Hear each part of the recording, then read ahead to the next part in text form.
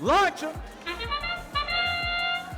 And here we are. Looks like a gear falls flat. Hopefully that was an intentional move from the Desert Droids. I know, those guys are They may be setting that gear up for one of their alliance partners. Okay. The fuel I get it. begins to fly for red. They're taking the early advantage while some pot shots come out on the blue side. And that was Team Tread who gave it their best shot.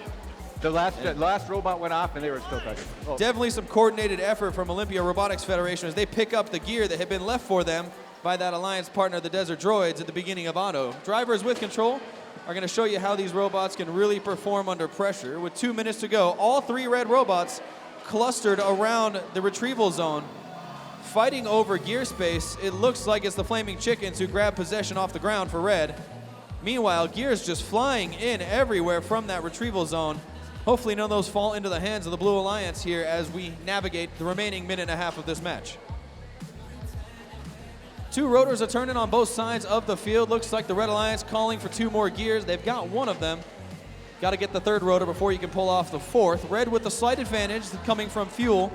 They put away a couple kilopascals that give them a 3-point advantage with just over a minute to play. Drivers both sides trying to meet the needs of those pilots who are frantically waving their fingers. It's a matter of gears at this point in the game. Blue Alliance trying to starve the red of the gears here, but 4911 able to escape for red. They've got the gear, and just like that, 4911 lines up, and it slips out, dropping low. 4911 going to have to recover. That gear not going to count, not on the peg. The pilot's unable to retrieve. 45 seconds to play. Advantage still goes to red, but it's a close one with the Blue Alliance waiting on just 1 or so more gears before that rotor can turn.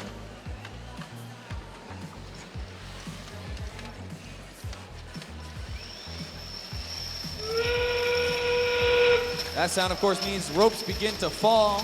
These robots can earn points by climbing aboard the airships in the end game here. As the clock winds down, it always tends to come down to the final seconds while a volley of shots go up, compliments of the Cyberknights. It's your Red Alliance machine that's first to climb. This one looks like it is Chuck, answered by the Flaming Chickens.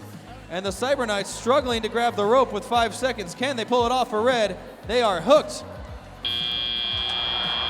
Cyberknights coming up, seconds to spare. The Blue Alliance could have pulled out a threat of a win with that last second miss by the Red Alliance machine.